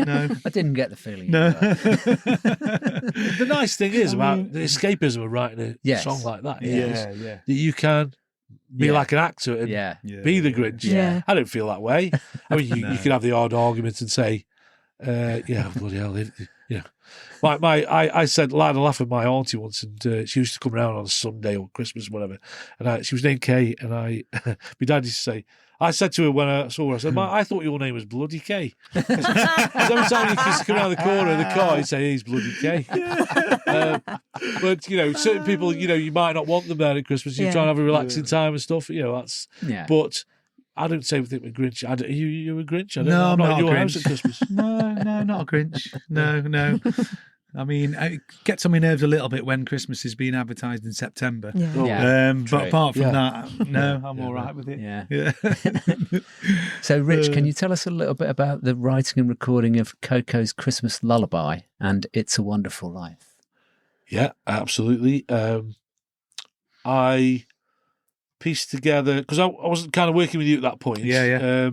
I pieced together, I don't know if you're aware of Charlie Brown's Christmas. Do you know that soundtrack, Charlie Brown's Christmas? No, not really. No. Check it out. Oh. It's I can't remember my brother was here, he tells exactly what the name is. Right. It's a jazz trio that did the soundtrack to the Christmas film, yes. Charlie Brown's Christmas. Now, that music is, it's like the goosebumps for me. And they sing like some of the classic things, but playing in a jazz style. And what I did, and I've done it a few times, is I pieced together what instruments I could hear on the actual track. So I kind of played with, got the piano sound and some of the double bass, and it's almost like a jazz thing going on. And I just said, I've got this, and I want to do something like that to Kelv. I started playing it, and I started to sing. And anyway, he sat there and went, wow. And I pieced the sounds together first, and then tried to play something with the sounds. So when I went down to Rob's house in Wiltshire, originally with a bunch of ideas, including the ones Rudolph and stuff like that, I played into, and he just sat there stunned. I've never seen him like that before. He just sat there and was like, wow. And I was like, it's a good thing, wow, you know what I mean? yeah, it's a good thing. So all these things I was playing to him was getting a great reaction. And I think he felt so strongly about the kind of way that the lyrics were, the ones we'd written anyway, that he felt he wanted to sway it more towards. So he had what he wanted to write on it, and at the same time, he said to us literally, "Do you mind if I call it Coco's Christmas Lullaby?" And we went, "Well, why not? Yeah. It's nice to have it dedicated." Yeah, it's lovely. I love that. The version that they did was so true to the original. In fact, they used some of my production. We've had that conversation, but they kept it. I like that. I feel that's like a nod to any ability I might have. That they use the same vibe or same vibes in some cases. But I absolutely love that. But that's where it started, with trying to make something that sounded a bit like Charlie Brown's Christmas soundtrack. Right. If you check that out, you'll know exactly. Yeah. Okay. Well. And then we've discussed Home Again before, but let's reiterate how great that song is. Okay. Yes. And how it should have been on the main album, Under the Radar. We know there's an extra chorus on that song, so why wasn't that included in the final version, do you think? I'll keep rattling to you. No, go on, please. So are you referring to on the demo? There's an extra. Yes. Yeah. So originally we did it and played it to you, didn't we? Yeah. We played it to you, and it had got like a train at the beginning, and it was a bit more traditional sounding with acoustic guitar and stuff like that. And I don't know. I loved it. We put cellos on it, and when I started to do the electronic type version of it, I don't know. I felt I didn't want to just keep singing songs. I wanted to get a bit of this. I wanted it to almost like transform itself into this like interesting sounding, electronic sounding track, and I enjoyed that as much as the song. Right. So it was good to do that. So that's the reason I left it off. I just thought it could have been just too much songy song. Yeah. I love the way it kind of suddenly goes, and it doesn't last long, does it? Once it goes into that, but it does that kind of big rising like string line, and then it kind of goes away. So I think it leaves you wanting more. Yeah, yeah. Yes, it does. Yeah. So the more you'll never have because Yeah. Super Tony is one of our favourites. It's pretty different to all the other songs he's recorded. Kelvin explained how it developed from watching a Phoenix Nights Peter Kay sketch from the line "Too Far, Tony." So go back, listeners, go back to that episode if you want to hear that story. Scott, did you enjoy writing that one? It was great fun. That was one of the ones where we were all gathered around the piano, wasn't it? Right. Do you remember? Yeah. Think in the bathroom. Yeah. You've got pianos in bathrooms? yeah, Well, yeah. Oh, Rob has. He had- Oh, okay. In fact, I'll say Guy bought him this I piano. was going to say it was Guy's Christmas present. I think was it after Angels had gone in at number 1 or something. but it was in the bathroom. Yeah. Fair enough. So it was like sitting writing on Guy's piano. Yeah. You know, just Just so you don't have to have breaks in the writing. So I'll just nip in track 1. yeah, And just carry on. in the bathroom in Rob's. So so it was lovely. It was a really great one of those sessions that was just a really good fun and really kind of everything flowed really quickly. We just What session was that? Was that the first time you went to LA? I think it was. Might have been. Yeah, I think it was one in that. Quite So that, possible. in I that think, no, sort it of, was. It was. You're right. So once Yeah, you kind yeah. of got the, I don't know, let's call them the main tracks out of the way, you start to have a little bit of fun and doing some daft Yeah. things. That's kind of how that came about. Right. Yeah. I think Rob said, I want to do something. I think Yeah. that was his expression. A bit sort of blurry. Yeah, Kind of vibe. Yeah. You know, it's a bit like something out of a musical, I think. It may be Yeah. actually. Yeah. So Like from Bugsy Malone or something. something. Yeah. Yeah. So that just came out organically then, just Absolutely. playing on the Yeah, piano. And, Yes. Wow. And then Danny cleared off with it, and all these glass smashes went on it, and drums, and it was like Tills freaking going off. great. Oh, yeah. Yeah. Tills Yeah. and stuff. Yeah. Danny's magic went all over it. Yeah, it was brilliant. Yeah. It sounds Yeah. great. Was fun. It Really fun, was good fun. great fun. Yeah. And we haven't discussed Underkill yet from Under the Radar 3. It's quite sort of dancey. It's kind of He's dancey. going, I didn't know where that. I didn't realise that had come out. That is exactly what I'm thinking. Well thought of. Yeah. Under the Radar Was that on 3. Under the Radar 3? Under the Yeah. Radar 3, yeah. Wow. I'll have to have a listen to that. So I redid it for that. Yeah, amazing. Underkill. Now, I thought that was going to be like a main track. Mhm. When we first came up with it, we've done it. We did another track called, and we'll play it to you at some point, called "Cut Up the Dog." Okay, so the experiment was we create. I had this idea. I listened to some Jay Dilla stuff. Jay Dilla, the rapper. Yeah, was it a rapper, singer? I don't know exactly what, but it was a Jay Dilla track where it was like, it sounded like to me like it was like going like across an album with a needle, and everything being in about the same tempo and in the same key. So you can immediately go complete change in sound and feel, but it all kind of fitted together. So what we did, we sat in the studio and we made sort of 2-bar, 1-bar tracks. So like get an electric piano and go do do do do do do, and then we'd put that in, and then we'd do something in the same key on with a rock guitar going in the same tempo. So we put them all together, and I randomly cut up all the bits, so it kind of goes but it's a continuous thing. Yeah. So a really weird sound, and we started to write this track, Underkill, over it. In the meantime, we kept the basis of that to do this Daft Dog. We were going to do an EP, it never came out, with jazz stuff on it and stuff like that. But that's how it started, this weird sound, and then we straightened it up by Scott putting on a bass that tied everything together. So on its own, it was weird. It was like as if the needles dropping randomly on it. And that's how that started. Sort of glued it together a bit. Yeah. The lyrics are written. That was the first time I really got into lyrics. I got so into lyrics at that point. That was the changing point for me. I started to write these lyrics, and I loved writing it, and I've loved writing lyrics ever since. And then he was doing the Take That. It was 2011. He was doing Take That in Take That gigs. Progress. Was it Progress? Yeah. Well, you know I wouldn't, but I remember it was 2011, and he was up in Manchester, and he came down to the studio in Burslem, Right. our studio in Burslem, to do the recording, and that's where he. The night before he was singing to 60,000 people, and he came to our little studio in Burslem and put the vocals down on Is that when he brought his dogs with him? His dogs, yeah. Yeah. That's when we stood on the corner looking up. People would drive us going, "Is that Robbie Williams?"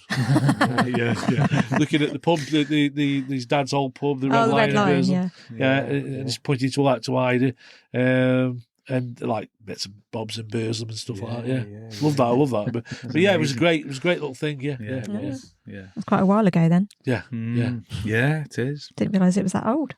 Yeah. But when was that track? When did it come out? Well, Under the Radar 3 must have been 2018, I think. Is maybe. it? Right. Well, these things don't go away, do they? It's nice that they drop their ugly heads up, isn't it? Yeah, it is. Yeah, indeed. We know that you've got lots of unreleased songs that you've written with Rob. Can you tell us about any of those? So, yeah, he has played some of them on Instagram. Played one or two of them. He's played Wonderful, Rock and Roll, Outrageous on Instagram Live. So maybe you could do any of those ring a bell for you? Do you remember those? Absolutely. Yeah. I might go Near through enough that for rock and roll. Yeah, well, that's a great one because whether I bored you with that story before, but your dad used to, because your dad was a musician, as you've already said earlier. He used to say, "It's near enough for rock." Did he say near enough for rock and roll? My dad used to say it's near enough for jazz. Yeah. So perhaps my dad was slightly more sophisticated. That's what it is. No, it's exactly what it is. Yeah, I always feel that air of superiority myself when we're together, but I don't like to say it. But importantly, I think what Scott was saying, if you're from a lyric point of view, it kind of made more sense to be near enough for rock and roll. Yeah. To tell you exactly what it came about, we were in a shop in. A friend of ours worked in a shop, and they got these Fender guitars, Fender acoustic cutaways, and they were made in China. And you picked it up, and you started playing it, and he's like, "Actually, this is great. This is great. 125 quid. It's ridiculous, you know." and I kept thinking, these days, because we're from Stoke, it was all the mugs and cars and best guitars all made in China, but they play near enough for rock and roll. It was just, it almost wrote itself because it's like, they're not cheap and nasty anymore. They're actually quite good for the money. They're making better mugs than the Stoke-On-Trent people. Is that the advertising campaign? They're actually quite good. It's the old film with what's his name in Dudley Moore. Where It is. Back on the head, he boxy says, but good. Volvo's boxy but good. Like that. But yeah, it was just, it literally wrote that itself. But the groove on that particular one, obviously you've heard it. Maybe it will come out that way one day. I keep getting the vibe that it's going to come out at some point. So love that one. And what was the other one? Sorry, Outrageous. Really love Outrageous, Outrageous. Yeah. It was written for the idea was written when we went out to LA in 2015. So it was like the preempting of that writing session. So take some stuff with us, and that was one that again I'd put a load of sounds together. And I said to Kel, "What do you think of this?" And I played him some track, and he said, "Well, I'm not sure. It's a little bit kind of what I was playing. It was a little bit." He didn't feel any kind of. So I said, "Okay, let's scrap that." But we kept all the sounds and started to come up with that. And at the time, and with rock and roll, kind of very influenced by Prince. I love that. It's almost like, and we've said this before, it's almost like Prince is a musical genre. You've got jazz, you've got rock. Prince is like his own sound. And I feel you are able to do that because it's like we're playing some Prince music. Yeah. We're playing some jazz music. So, the same kind of drum machines, the same, the same drum machine, in fact. Lindrum. Yeah. How geeky. Everyone's so interested in the Lindrum. So we arrived at his house and it was Thanksgiving Day. And we'd been into the studio to listen to the kind of things we got. Yeah. And he just absolutely was all over Outrageous. So much so that we went downstairs, he put it on in this middle of a party in front of everybody. He went, "Listen to this, everybody." I put it on and we all go, they're all going, "Wow, is this you?" And he said, "Well, it will be," all kind of thing. You know what I mean? We're just going, it was weird. But it was written for that. And again, I think it's just, I personally think it's quite outstanding. I love it. Yeah. Rob, if you're listening, don't put it on under the radar. Put it on a proper album. Put it on over the radar. Over the radar, yeah. While in the radar. On everyone's radar. And then what about Wonderful? Rich. So you're deferring to my memory again, aren't you? Yes, I am. Go. Again, wonderful. I'll tell you the honest story that I came up with the tune, and we both hit a little bit of an impasse. Yeah. Musically, in a situation where we're. It's a nice word, impasse. Yeah. And you did question why we were doing swing music. Yeah, Okay. yeah, wow. But I wish I hadn't tapped into your memory now. No, well, put that one back. There's nothing wrong with that. It's not wrong. We've done a lot of work towards a swing album. Yeah, and we not have. everything got used, and I was there still going, oh, I'm enthusiastic about swing. Yeah, Let's yeah. do some more. Yeah, Don't know what we're going to do with it, but there we go. So I understand the frustration, and it's not like I'm not trying to bring it up for that reason. But I'm saying that, so I laboured the thing with that. I kept going with it even after we weren't doing anything with it together. So So when we were due to go out to LA, the nod was given to me that he perhaps wants to write some swing stuff. And I thought, oh, crap.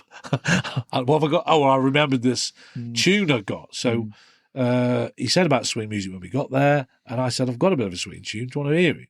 So I put it on, and all it got on is piano, a bit of bass that we rattled together, and some of the guitar before we didn't want to do it. Yeah. But I then said, this is it. So I said, there's no vocal on it. So I just said, I'm going to sing it. I just went, I started to sing it. And he looked at me, and like, as he's done on only a very rare occasion, kind of went, hang on time again. He said, can you sing that again? I went, yeah, okay. So I put it back on and sang it again. He said that it's just, you were there, and obviously. Yeah. That's absolutely amazing. I said, I can't believe it, kind of thing. And so we then embarked on writing the lyrics, because there was no lyrics apart from the line was, how do you do all those wonderful things that you do? Which I loved it, because it was kind of, it was like it sounded like an old song. Right. Yeah, it That does, kind of lyric, It not lyric, but the title being, how do you do all those wonderful things? You might not call the song these, you want to call it the short word these days. Yeah. Like he's called it Wonderful. Yeah. That's how it started. Yeah. And again, I do think that's going to see the light of day. I really do. And hopefully in a really strong way. It's hard sometimes to see songs. I want them to be out there. I want people to enjoy the music, but it's hard to see something has got more legs than just something that someone might put on. Yeah. To in a way sort of go to waste, if you like. But I think it's a much stronger song than that. And I do believe if he does do a new swing album, then that's going to play a part, I believe. I hope. Yeah. Touch Yeah. wood, Right. Yeah. please. Look forward to it. Well, there's a couple that you mentioned on our last interview. I'm just wondering, Bionic and La Nina Susha. Yeah, what do you remember those? Who do you remember? I do remember them, but I Bionic you didn't do. That was for my yeah. session in 2006. Yes. Yeah. I like Bionic. I think it's really, really... Have you heard it? Yes, I have, yeah. You know, Yeah, all right. Sorry, I can't remember. I don't know. Bionic, and I think Kelvin brought it up, didn't he? Yes, he did. Yeah. It's just one of those things that you put it on, you think, ooh, what's this? Yeah. And it's a really interesting. And La Nina Susha was that again? Was that not a session? That was earlier session. Yeah. Before I was on the scene. Yes, it was, because it was the girl he was seeing. That's right. Later sold the story to the Sun. Yeah. She was actually doing a bit of a vocal on it. Like, when I say vocal, a shout on it. And he asked about it because for some other project album that he maybe is closer to the, Okay. so maybe it gets included in that, because I sent off a new version of it, which if initially kind of went, ooh, you've made it a bit soft. I went, all right, have the original back then. There you go. Don't let it put you off. So it may see the light of day, but yeah, kind of an odd track, that one. Right. I think kind of very odd sounding, dirty punky vibe. Punky vibe, punky electronic, yeah. Interesting. It is. Left of centre. So have you got any funny moments or memories that you'd be happy to share? I mean, you've shared quite a few already, sharing a bed in Rob's LA house, or any other moments that you'd like to share? That you'd be happy to share anyway. Yeah, I'm happy to share them anyway, I think. Yeah. We've literally probably got thousands and thousands of funny moments. What are your faves? Yeah. I think as we kind of alluded to earlier, we kept each other sane in a situation where, I think it would be, if you're left to your own thoughts and you're trying to make conclusions of things, you become unstuck a little bit. So we were constantly, helping each other from. Well, what do you think? And at least you've actually got another opinion. Totally. And Danny and Kelvin were kind of doing their thing as much as we were doing our thing. Yeah. And we were staying at the top kind of counsel each other, don't you? Yeah. We were staying at the top of Rob's house in the flat there. Like a flat thing, wasn't it? It's like a living room, kitchen, bedroom, bathroom. So it was like a little self-contained flat. Anyway, we got the nod that Matt Lucas was coming around to the house. Oh, yeah. As you do, as you get that kind of. And we discussed, we love Little Britain at the time, it was all... Yeah, well, my first question was, who's Matt Lucas? I said, yeah, you did. I was like, I don't know who Matt Lucas is. George Dawes. Oh, yeah. So we genuinely discussed this and said, if we see him, he's going to come around and stay at Rob's. If we see him, we're going to go... And normally, famous people, as you're probably aware, kind of introduce, like, hi, I'm Matt. Yeah. Right. So we knew that might happen. Mm-hmm. So we made the plan to say, if he does that, I'm going to go, yeah, I know. Right. He's probably never heard that before. No. I know. Yeah. Well, he's like, not that again. Well, the day came when he was supposed to turn up, and he never came. Right. So we were sitting in the kitchen having a cup of tea on another day, 2 days later maybe. We walk into the hallway, and Mairead, Rob's housekeeper at the time, said, there was Matt Lucas right in front of us in the hallway. So he went, hi, I'm Matt. And she's going, this is Richard, this is Scott. And she said, hi, I'm Matt. And we went, all right, nice to meet you. We ran upstairs. We ran upstairs to the little place where ran upstairs like kids. It's Matt Lucas. Matt Lucas. Wow, yeah. So we immediately got YouTube on, started to watch some things, and he got one when he used to do the George Dawes thing, when he'd do like a song. Anyway, he did this one called I invented the tree. Yeah, that's what he. Yeah. All that stuff. Lesbians. That's why he did that. So we listened to that. We were killing ourselves laughing. Went down to the studio, started to do some work, and in walks Matt again. So he walks up and he said, started to chat to us. I'm doing some, would you like to write some songs? We're like, yeah, we'll write some songs with Matt Lucas as well. He loved Morning Sun at the time that been released. He's saying, I can't wait to hit the light today, and it's great. What a great song, lads, brilliant. And we were like, and then he said, I write songs as well, I've got I said, yeah. I said, what was that thing we saw a bit ago, Scott? Was the one... I said, was it lesbians or something like that? And he went, oh, yeah, that's it. And we'd literally just heard it 2 minutes earlier upstairs. Probably never heard it before. And he started, that's it, starts to perform it in front of us. And he says, I've got a another little one. Private performance. I've got another just one for you. And he did that one in 1942. I invented the shoe. And he did this thing. And it, again, an absolutely surreal moment. It goes on. Yeah. We watched a pilot he'd done in the middle of LA. Yeah. Watched it in Rob's bedroom with him. So we're sitting there watching this thing, and he's in it. This is weird. We're in the room with him. He's in it. Yeah. And then he stayed in that white room in the front. And we'd had this big laugh with I had to give that room up for him. I was in the white room. Were you? Yeah. And he's staying in this white room. Not the rest of the house wasn't white, but this one room was white. And there was a leather wrestling. You've seen those like a leather man.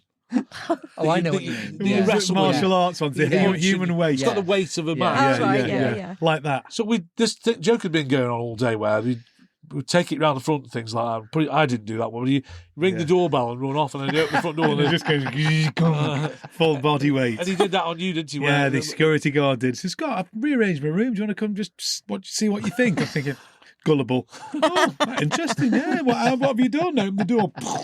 This freaking great big dummy falls straight on me, and everyone's laughing. So we decide to put this leather man in after this. We put it in Matt Lucas's bed.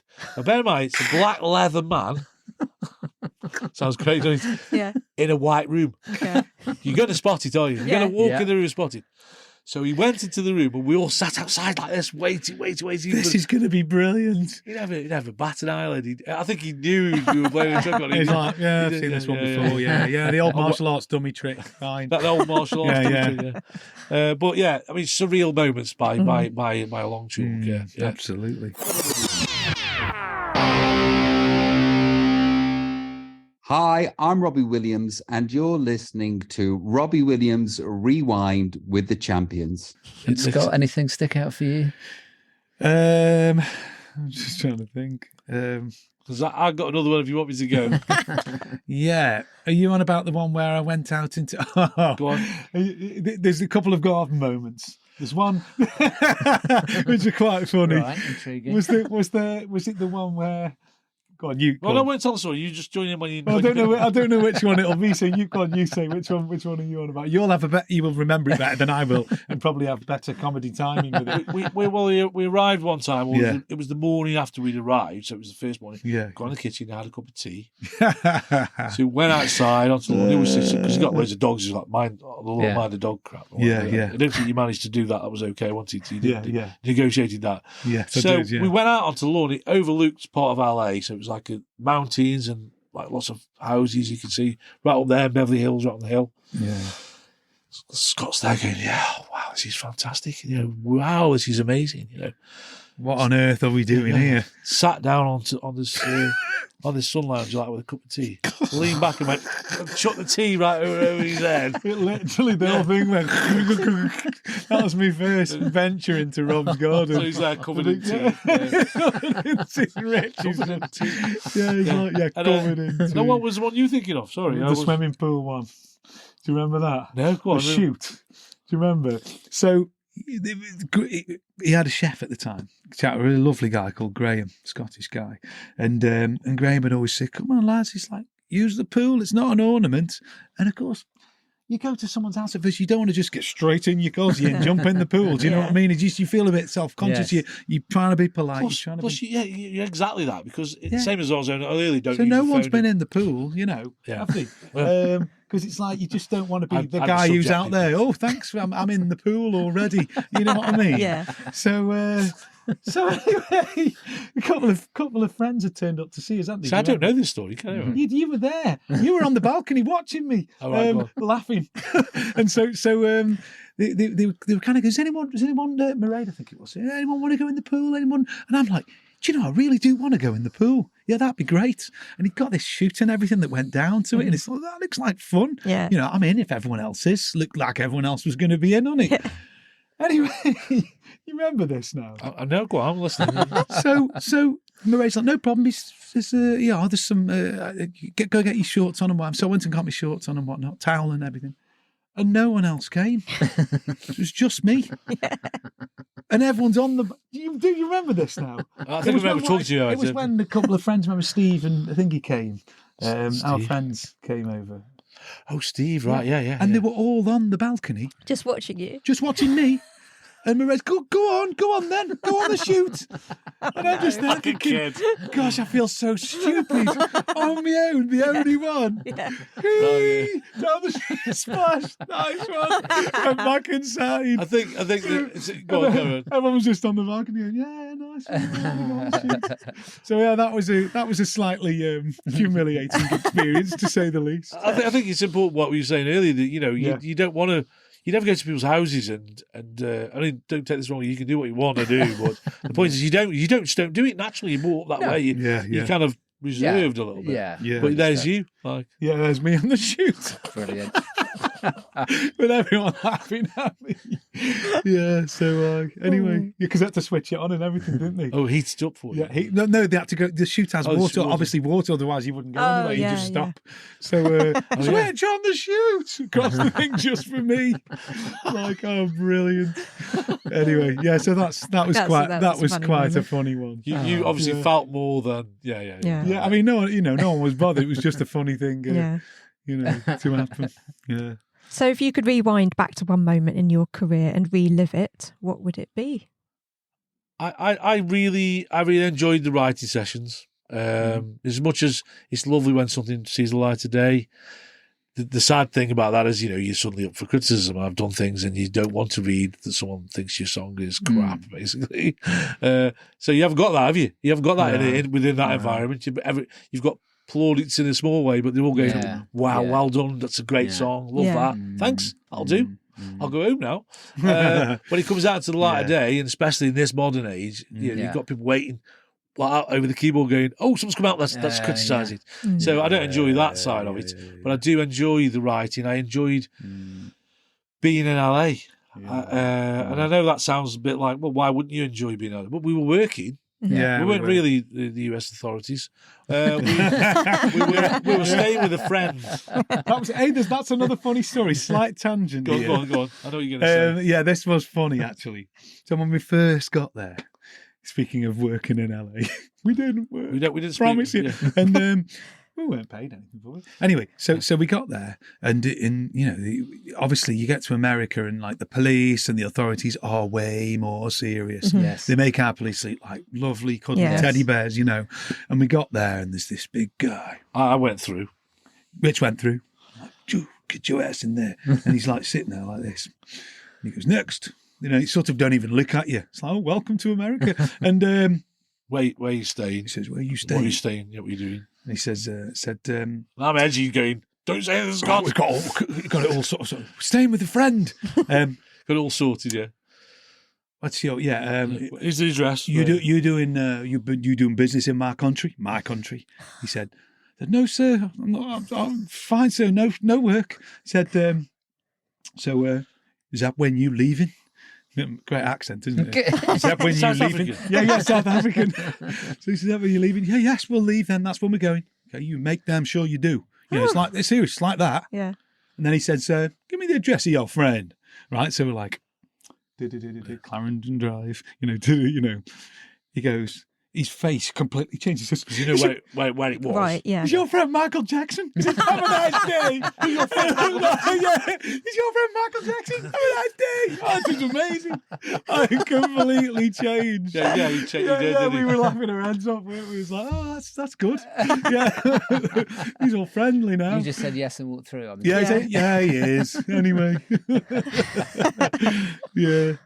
So, yeah. Anyway, sorry. So you were explaining about where you would like to relive. Rewind. I think it is those. I enjoyed those moments. I enjoyed the creativity in the environment it was. Yeah. And I talked about pressure early, but it wasn't. It's not normal pressure. It's a different kind of pressure. Yeah. And I feel that I quite enjoy that kind of pressure. Yeah. It was nice. Yeah. It was nice, really. I would. Yeah. I enjoyed it. I enjoyed that part of my life. Yeah. And I'm still doing it now. In fact, I do find though, and that's the honest truth, there's a lot of inconvenience about flying out to LA. 10-hour flight, and then by the time you're driven to his house, and then you've unpacked your stuff, and then maybe a day and a half later you can get something done. If it's in this country, you can just go there, do 2 days with it, come on the train and get back again. So I enjoy that kind of convenience more. But I think I'd go back to that creative time, and that was great. I enjoyed that. Yeah, for me, slightly boring answer, but I wouldn't actually be anywhere else again. I don't feel the desire to be. Yeah. I see it for what it is. I'm more interested in moving forwards. It is a slightly boring answer, and people have probably said this before, but I really do. Robbie said it. Well, I think. Oh, is that right? Well, I think back to okay. Well, I think back to things places that I've been, and I'm really grateful for them. I'm really interested to reflect on them. We talk about them all the time, me and Rich, and I really enjoy that. But no, I don't. I feel very odd about being somewhere in the past. Yeah. You know, I'm excited about the future. Yeah. Yeah. I really am, and I love, you know, doing this now. You know, and Yeah. what projects we've got going on at the moment. I'm dead excited about. Yeah. You know, so that's my answer. You made me feel stupid. That's why I wanted you to go first. I was answering the question about if you can relive something in the past. Stay in the present, Maggie. Yeah. That's yeah. Bloody boring. Yeah, boring git. Anyway, sorry. No. Am I allowed to say git? Yeah. So some questions that we asked Rich last time, that we'd like to ask you as well, Scott. And Rich, you can change your answers if you'd like to from last time. Not that we can remember what they were, but you know. So what's the best thing about working with Rob? First to Scott. Best thing about working with Rob. I think I'm most impressed by Rob's creativity. Seriously.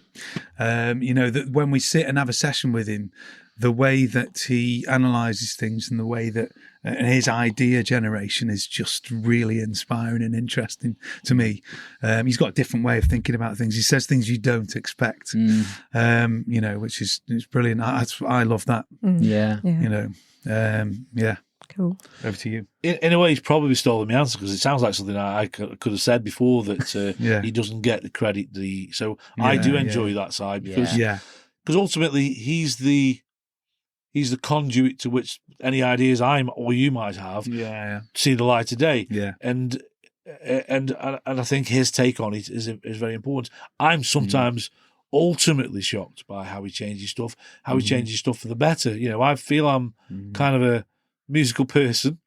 I think music, I think that's what I do. I don't do anything else really that well. You do, but anyway. But the point I'm making is you it's hard to get in the head of other people, but when it actually manifests itself, I can say that word, but when it comes out of the other person and they take what you've done and do something different, when you think, wow, you know. And as I've said before, he doesn't get credit for doing that. He ends up with, well, you know, he's like some kind of, he's not a puppet, is he, by any stretch? No. Certainly in this modern, he might have accused somebody of that being in Take That or in those early days, but, you know, there was always obviously something there brewing away. Yeah. He wouldn't be the person he was, but I find it's that expansion of our ideas or the ability to actually maybe listen to something we've done and say, actually, why would I change that? That's amazing. And that's a real compliment, and that's a huge strength. Yeah. Some other people wouldn't have that. They'd have to go. Well, I've got to change it. I've got to put my own thing on it, even if it's not a good idea. And I think he learned that lesson. He learned that lesson as he's gone on, but he's got the strength to be able to go, no, let's do that. Right. And I think that's important. Yeah. Great. Cool. And Scott, coming to you first, what's the song you're most proud of? The song I'm most proud of.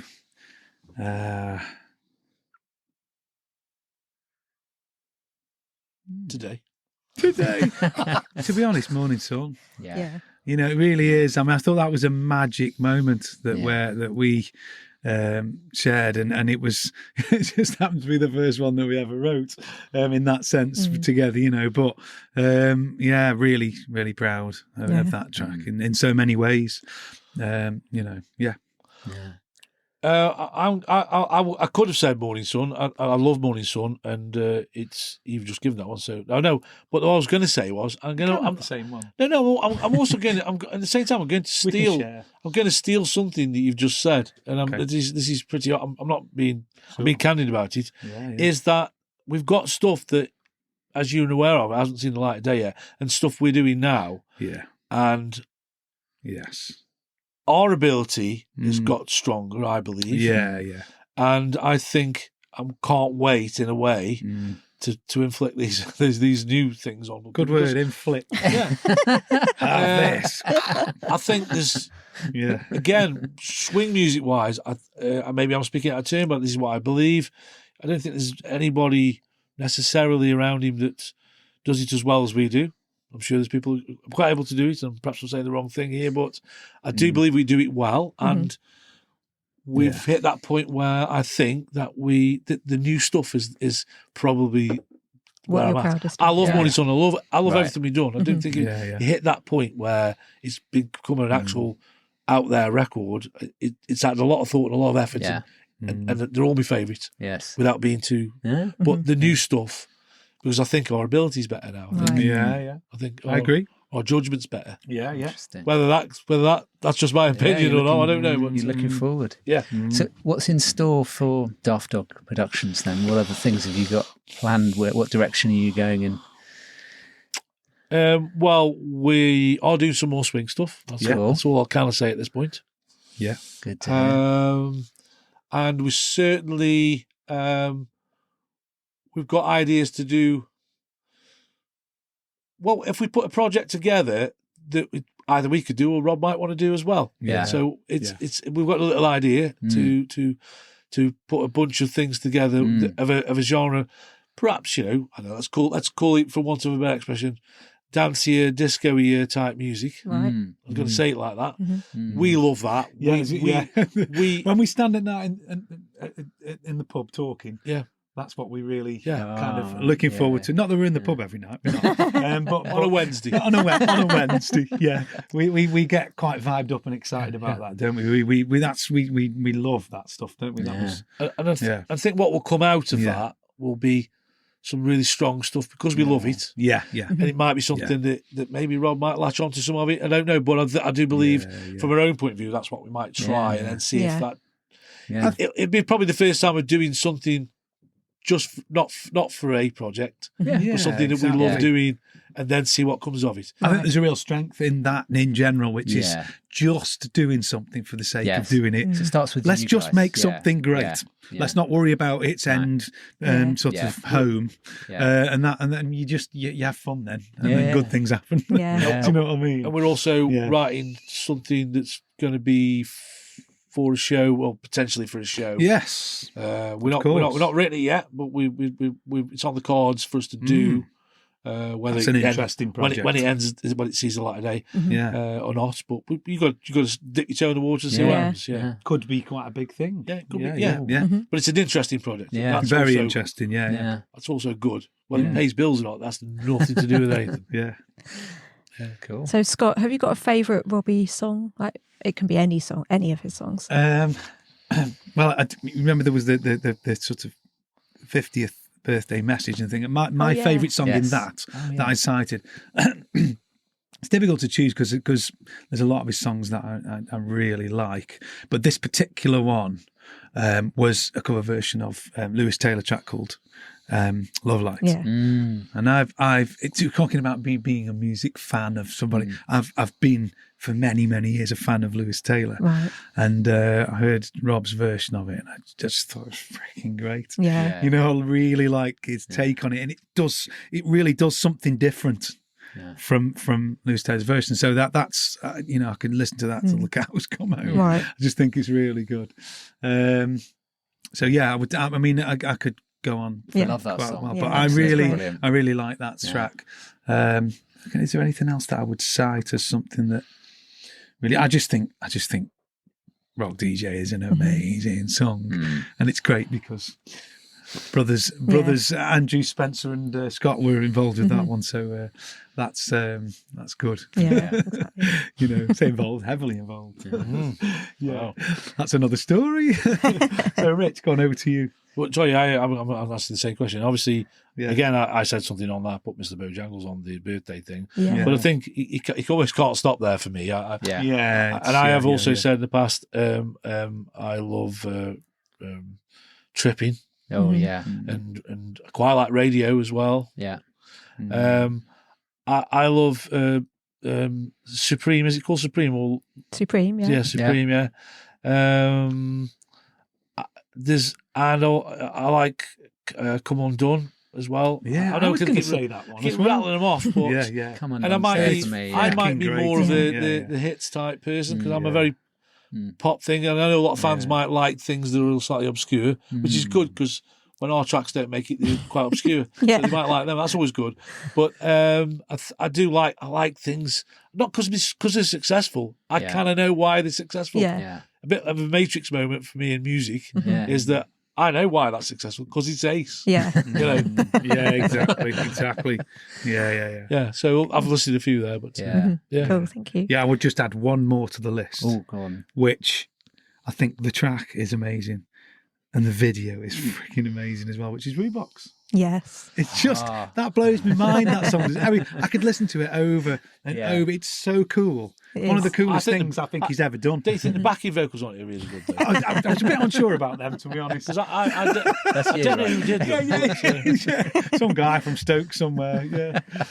But no, that's Yeah, we love that. Yeah, we do. so That has a place in And our I heart. kind of played you my Yeah. take on it last time. Yeah, you did. Yeah. I still haven't finished it yet. Yeah, love to hear more of that. Yeah. Well, thank you for joining us on the show. We could talk Thank to you you for for having hours, us. and we will continue to after the show. yes, indeed, Um, yes. It's lovely to see your creative partnership and hear your story right from the beginning. And I think Lucy and I can see why Rob enjoys working with you. We can feel why Rob enjoys working with you. And long may it continue. Yes. We know there's a Yes, lot of indeed. more songs in the vault. And Yeah, as you say, you're there working are. on more. So Yeah, we need to watch this Yeah. space. We hope for more. Yeah. And can we say thank you to you, because the way that you've interviewed us has been so enabling and relaxed. And so good. thank you. It's been a real honour to be involved and to be asked. And you've Aw. come such a long way and Oh, set pleasure. up all these amazing mic stands in the studio. So thank you so much. You've not It's pressed a record. pleasure. Oh, yeah, let's do it all again. Oh, gagging there at the end. forgot I that. like And it. I just wanted to also add to that. Where does your humour end? No, just, where does it begin? Where does it begin? Yeah, where does your humour begin? That was it. I couldn't remember. But yeah, at the same time, I'm sorry if we've rattled on in a kind of Not at tangenty all. way. No, it's good. Because The more content, the better, yeah, Rich. all right, okay. Okay, I woke him up when you were doing your bit. Wake up. Yeah. But no, thank you as well. Oh, Yeah. it's a pleasure. Thank you very much. Thank Thank you. you. And I'm sure we'll come back for part 3. Yeah, let's go and have a beer. Yeah. Yeah. Yes. Okay. I don't drink. Yeah. Cheers, guys. Thanks for Thank joining you. us. Thank you. Cheers. Thanks. Cheers. Robbie Williams Rewind.